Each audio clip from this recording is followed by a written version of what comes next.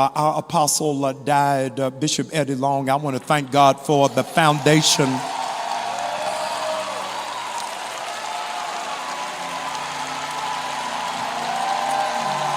I didn't start with nothing. Come on now.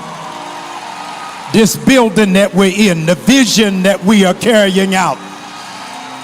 I want to thank God for him. I want to thank God for his amazing wife who stood with him, Lady Vanessa Long. I'm appreciative. I'm grateful. They converged a search committee to make sure that they scoured the earth looking for an appropriate person. I pulled together a committee to really look through and to make sure that they did their due diligence to go through 156 applications. That's a lot of work. 156 applications. No idea where God was taking me or where it was supposed to happen. I was in Atlanta. That's June of 2018. I was in Atlanta for an AME convention. I was in Atlanta for an AME convention and got to the hotel and bumped into Bishop Neil Ellis, who was checking into the hotel. And I asked Bishop Ellis, what was he doing at the AME convention? And he said, I ain't here for no AME convention. I says, I'm here. They just asked me to fly in to help lead NewBirth in finding a pastor. I said, oh, that's great.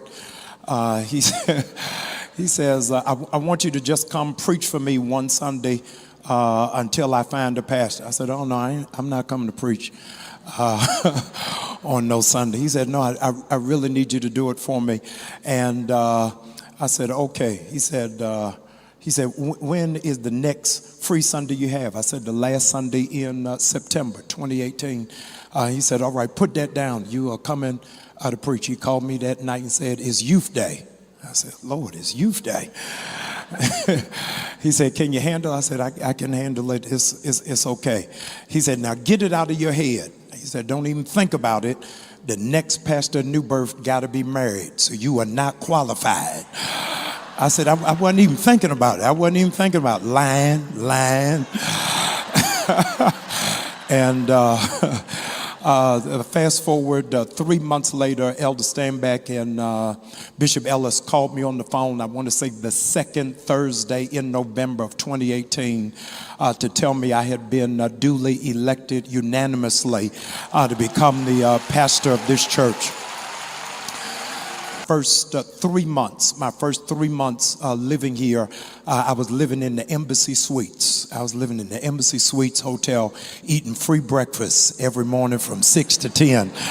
And I was asking God, are you sure this is where you want me to be? At Embassy Suites. And I want you to know, if you suffer with him,